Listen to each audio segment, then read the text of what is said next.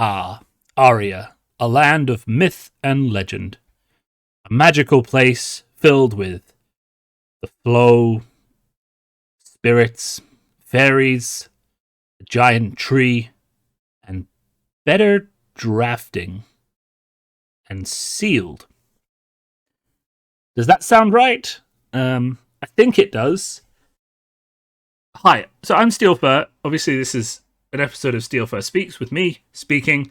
London-based flesh and blood player, content creator, all that kind of stuff. Today we're here to talk about how Aria and the new Tales of Aria set has been presented. To do a review of Sealed Monarch, which I played a tournament of yesterday. The issues with it, whether it was fun or not, that kind of thing.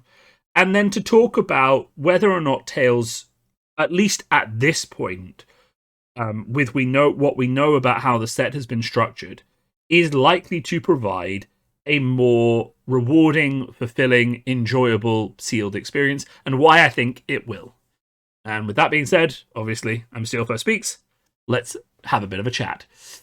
So, let's talk first about Monarch Sealed, right? The sealed format, for those of you who haven't done it, is what you did at the pre-release. You get 6 packs from the set, you open those packs, and then you attempt to decide what the best deck you can build from them. Build that deck with 30 cards, and then you play it against other people in Swiss, sometimes with a top-cut draft done at the end, which is what we played yesterday. We'll talk a bit about yesterday as things went on, as it will help reveal some of the main issues with Monarch. But let's just start first by just taking a look. I have access at the moment to this lovely limited practice tool, which you get on FabDB, which gives you randomized booster packs. I think you have to be the right tier of subscription, but it's still quite a good solution for looking at what Sealed is going to be like. So we'll start off, how should you play Sealed? How should you approach Sealed in Monarch? Most people approach Sealed in a very straightforward way.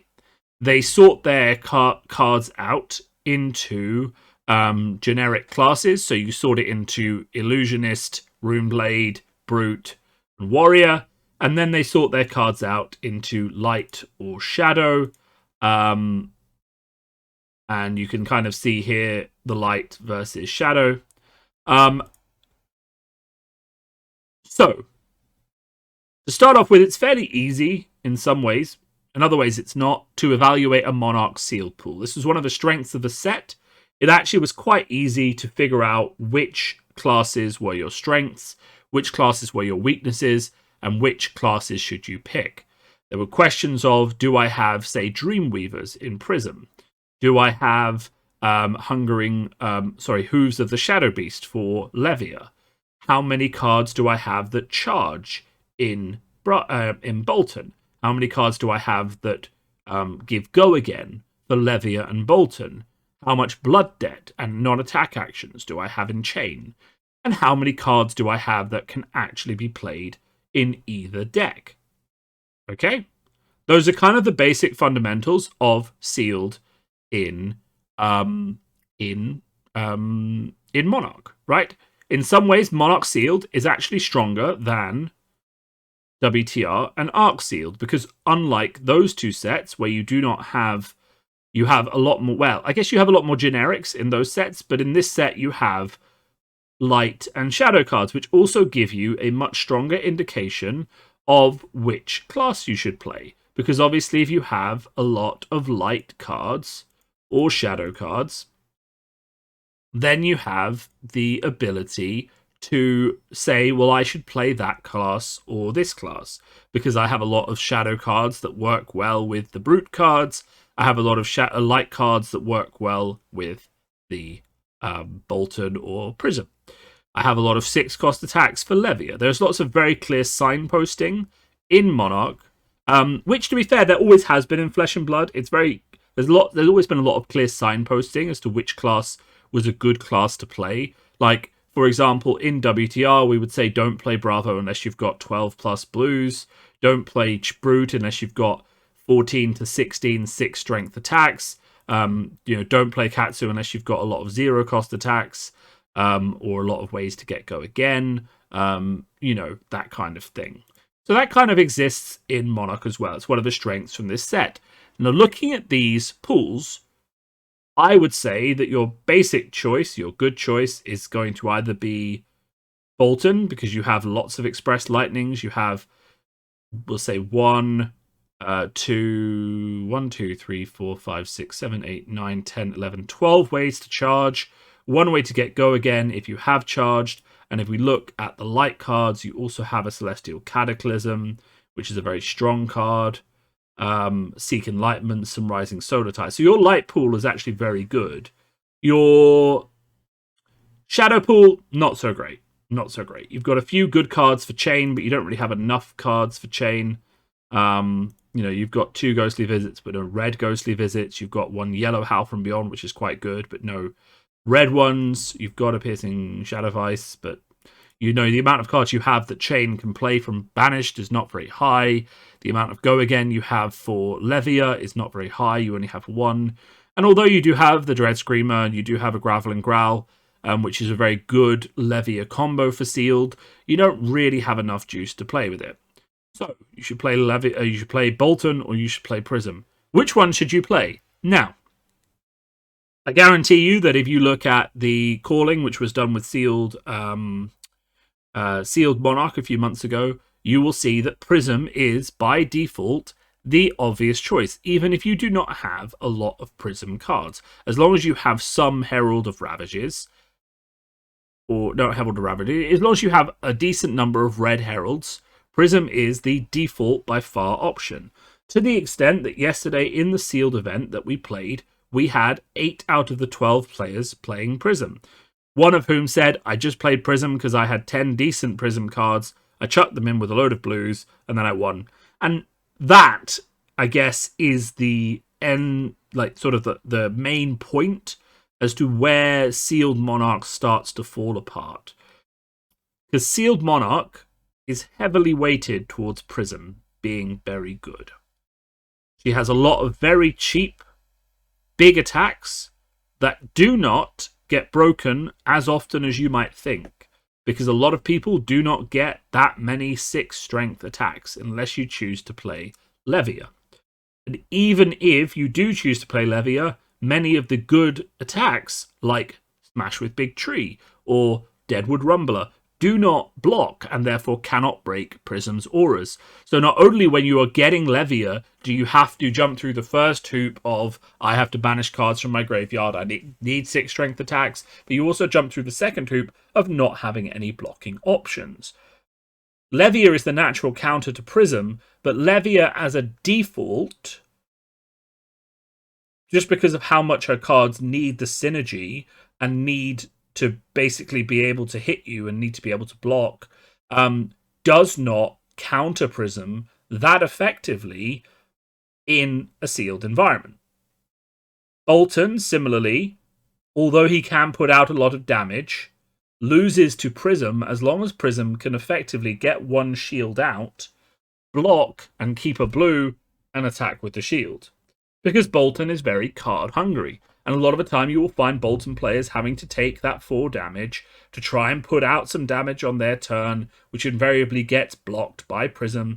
And Bolton finds it very hard to get go again in a sealed environment, because his opponent can block correctly and not give him go again and only take 3 damage by not blocking with an attack action, or his opponent can choose to block out things completely, because in fact, actually, this is the other point about Prism, is that all of the Heralds block for 3 as well, giving her one of the highest ratios of good block on her cards as well. Added to that, you have a lot of good generics that work very well in the larger attack decks, which should go into Levia and Prism, but due to the difficulties Levia has already experienced, stuff like your Zealous Belting, stuff like, mostly Zealous Belting, but stuff like Warmonger's Recital, Zealous Belting, greatly favor Prism over other heroes, because Prism also can run a lot of blues to swing with the sword, where someone like Bolton is going to be more red and yellow heavy, ideally, right? Chain is an outlier because if you get a really good chain pile, you can put it together. It will smash people in the face.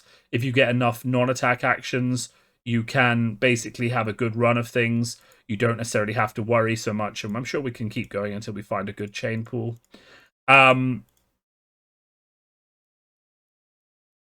Grouped by class. Come on. Okay, well, they are grouped by class, just in a different order. Again, you see we have a very good Prism pool, just driven by the Spears of Surreality, having built-in Go Again. Phantasma 5 for putting out extra damage. No Dreamweavers this time, but the Zealous Beltings will give Go Again if pitched with a Herald. Again, with Levia, not really enough Go Again. No Hooves of the Shadow Beast.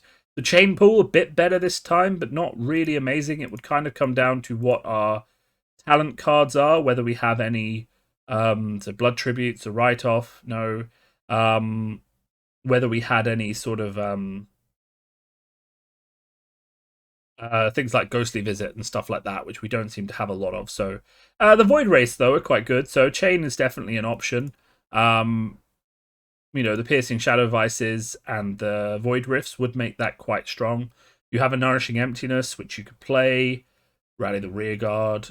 The Zealous Beltings, though, really do sort of push you more towards Prism, I would say. Maybe Levia, to be honest, with the Zealous Beltings and the ability to play stuff.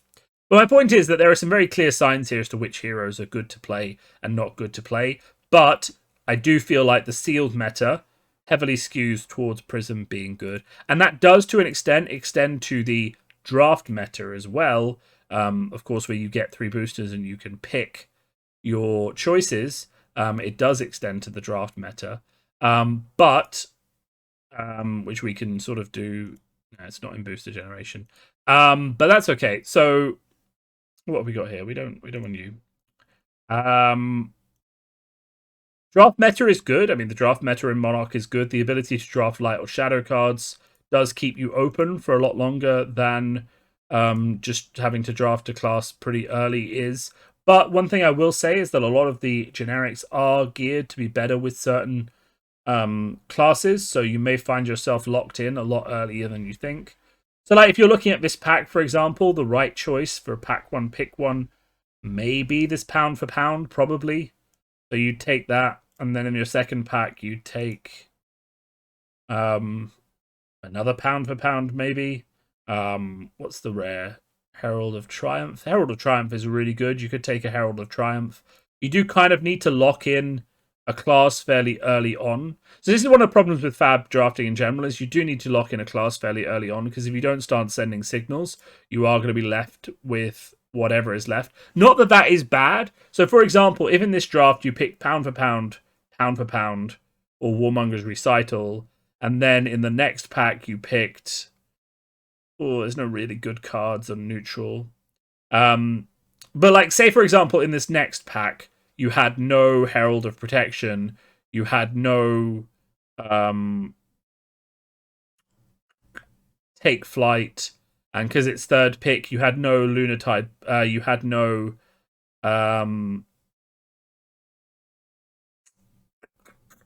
maybe just like no Howl from Beyond or something like that, maybe no Engulfing Light. You would already know people are going Bolton, people are going Prism, because the Prism cards and the Bolton cards have already been taken.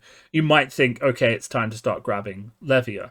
And if you read the draft well, it can be very effective, because you can end up being the only person or one of the only 2 people drafting a hero, right?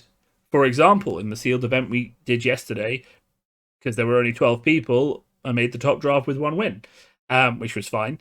I drafted Levia. I was the only person drafting Levia at that table. And I drafted, I'll bring up a picture of it, what I consider to be one of the best Levia pools that I have ever actually drafted. It had a load of Dread Screamers. It had a load of powerful cards. But I got knocked out of that by Prism getting... Well, I wouldn't say getting lucky. He played very well. But like, definitely there was some point where, where I got knocked out because Prism got a shield up, defended the shield, smacked me with the shield with 1 blue. Yeah, here we go. So this was my draft pool yesterday.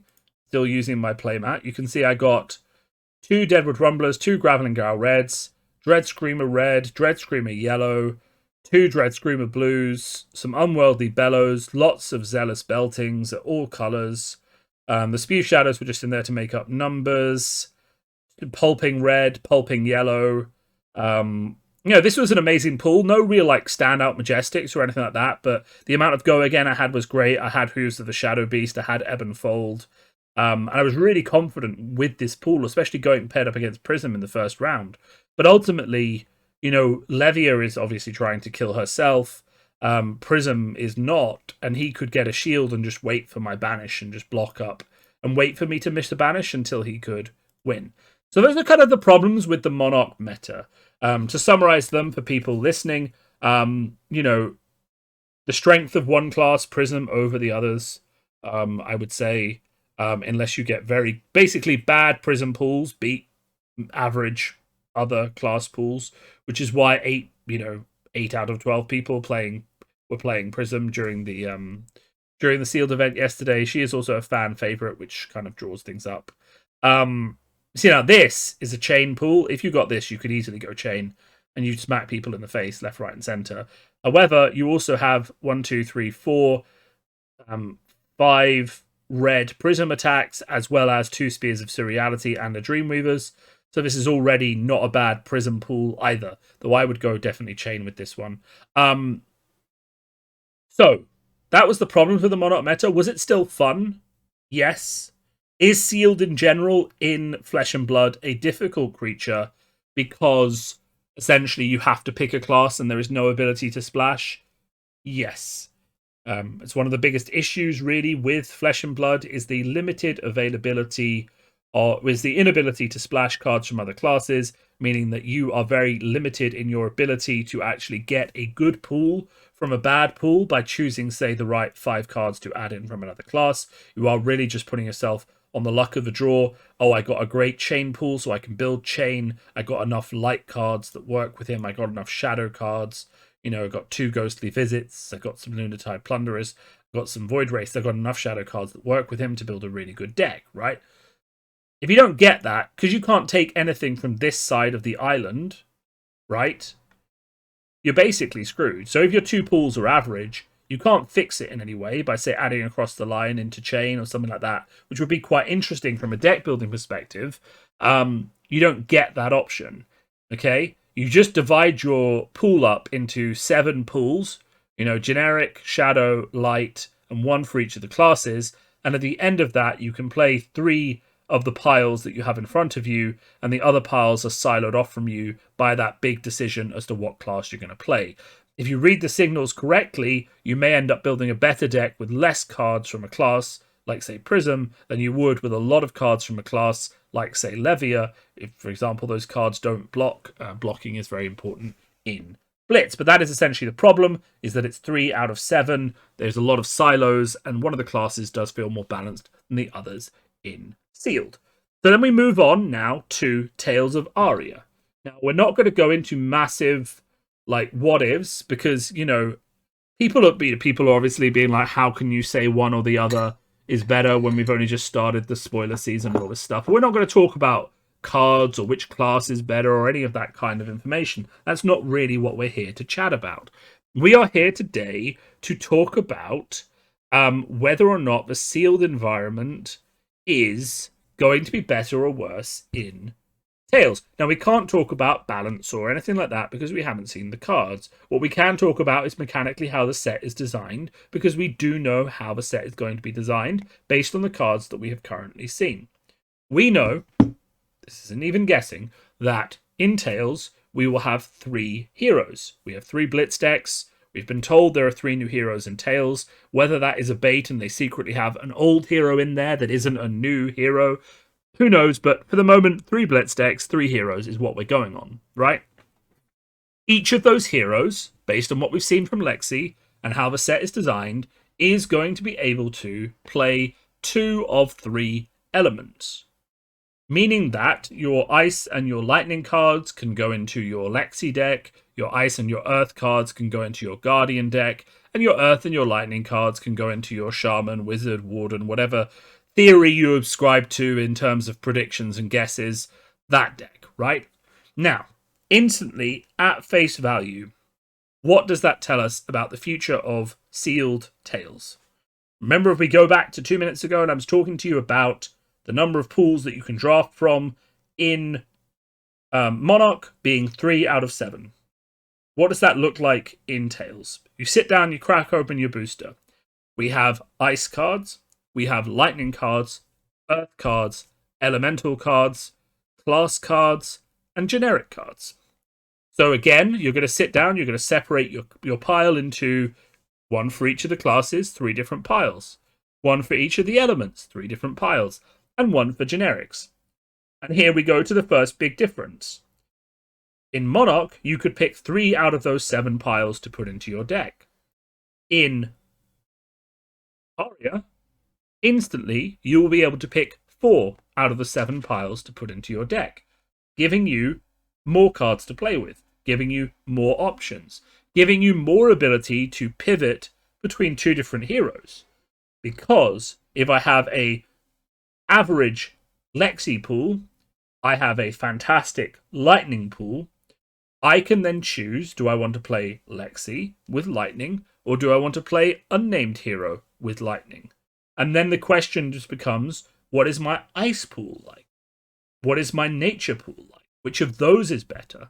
Suddenly there is 3 or 4 different axes that you can now evaluate these heroes on to avoid having that problem we saw in Monarch and in WTR, where your pool was just good or bad on face value, and player skill in terms of picking things couldn't really fix a lot of problems unless you missed an obvious indicator that, well, not obvious, but basically you either picked the right class from your pool or you didn't. There was no way of basically putting the right combination of cards together from multiple sources to build a better deck, which instantly Aria promises to solve.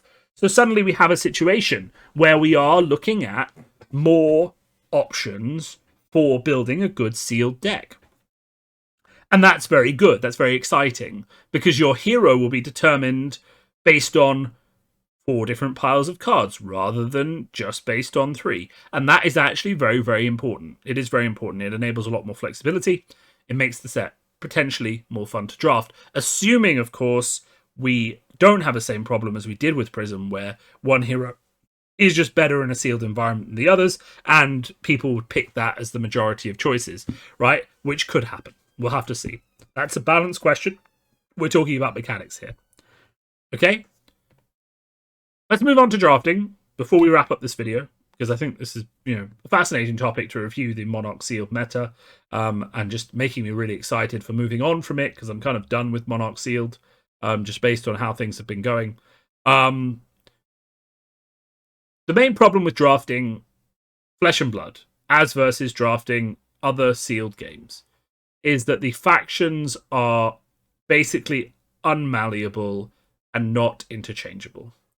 In most other games where you draft, there are special rules that allow for a certain amount of splash, a certain amount of correlation or a crossover, a certain amount of change between letting you play different cards from different classes.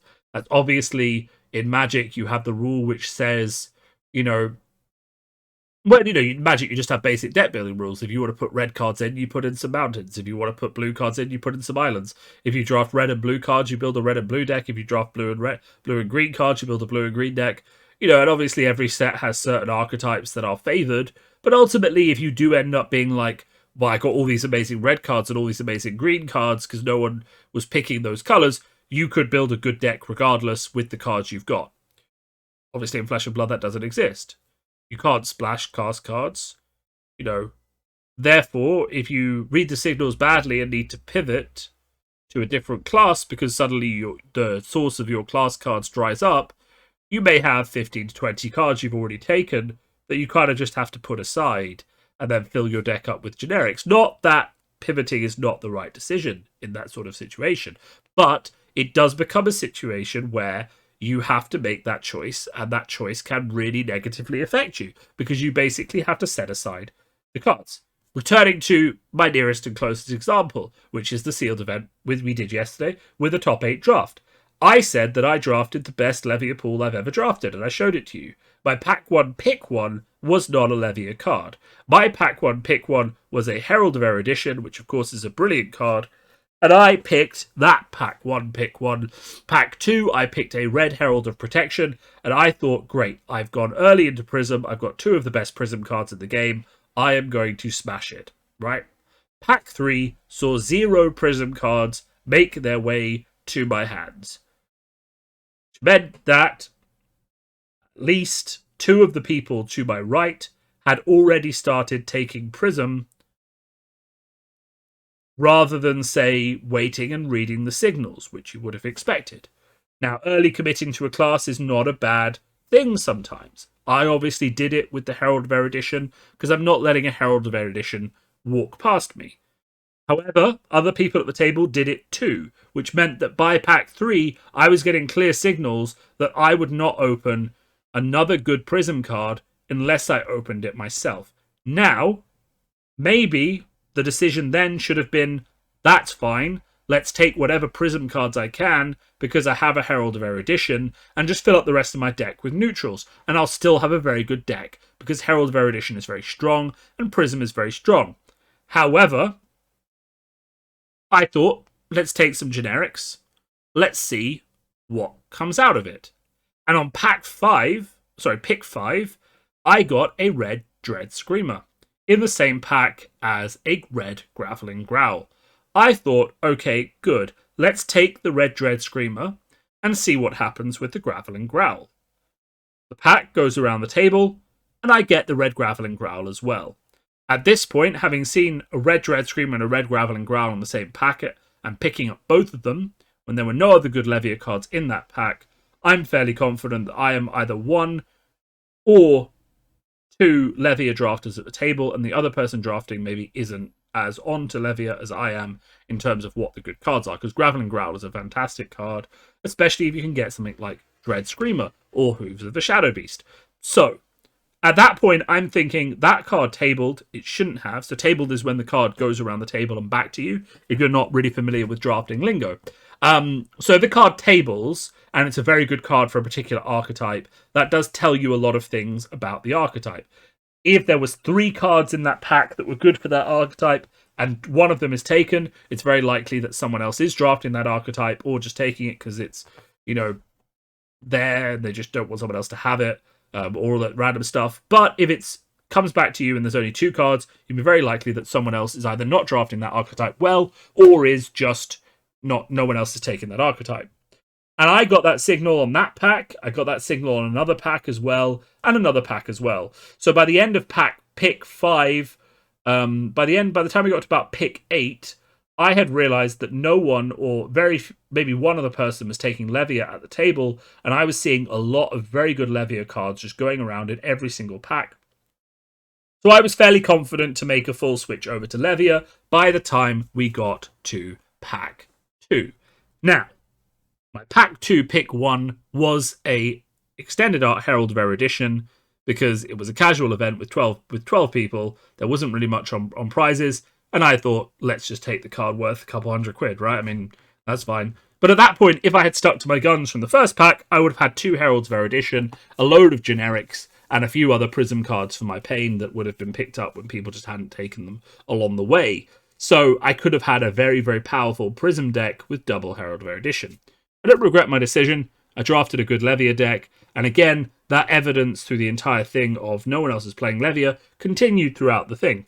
So Flesh and Blood draft experience is good in that regards, because if class cards are coming back to you, you can see very clearly, again, and we're talking about clear signals in sealed and clear signals in draft, what cards to take. Now, in Tales, those signals risk being slightly more diluted, because there are, of course, 3 elemental types, there are generic elemental cards, and then there are class cards and things like that. You will have to read, while drafting Tales, what elements are being taken as well as what class cards are being taken, with the element cards likely and the generics likely to be the cards going first. So you're going to have to be paying very close attention to, okay, well, the generics are gone. Okay, all the ice cards seem to be gone, so maybe I should start drafting earth.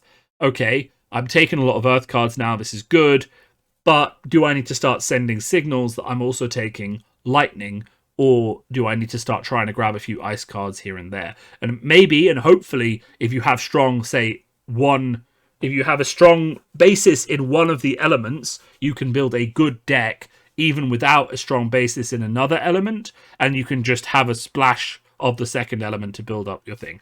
And that's kind of where Aria promises to be both more interesting, but also very potentially better than Monarch, because the ability to draft the two elements before you really get into what class you're taking and all of that nuance really gives you the option to stay open for longer and be more flexible while still getting playable cards. Because that's the biggest risk that Fab has in drafting, is that you don't read the signals properly, you take too many unplayable cards later, you then have to pivot, and then you just don't have enough cards to play a thing, and you're playing cracked baubles, and it's just a mess.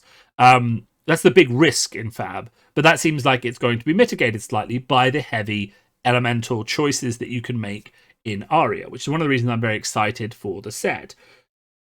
And that's it, really. I mean, that's kind of what we're getting in terms of Aria indications so far. That's how the set's laid out mechanically. That's kind of how it compares to Monarch from a mechanical standpoint in terms of drafting and sealed. And one of the reasons that I'm very optimistic for Tales of Aria drafting. Obviously, we're going to have to see what the cards do. We're going to have to see how balanced they are. But mechanically, I think it's going to be a very interesting set to draft. And I think it's going to provide a lot of entertainment to everyone, assuming we can get first edition to draft with, which is really the big question that everyone is asking right now. As always, if you have been listening to this video for this long, thank you for being a good fan of mine, and I am delighted to be keeping you entertained. I'm sure if you're listening for this long, you have already liked the video. If you haven't, then, you know what to do. Just hit the button. It's down there. And yeah, I'll speak to you soon. Thanks a lot, and goodbye.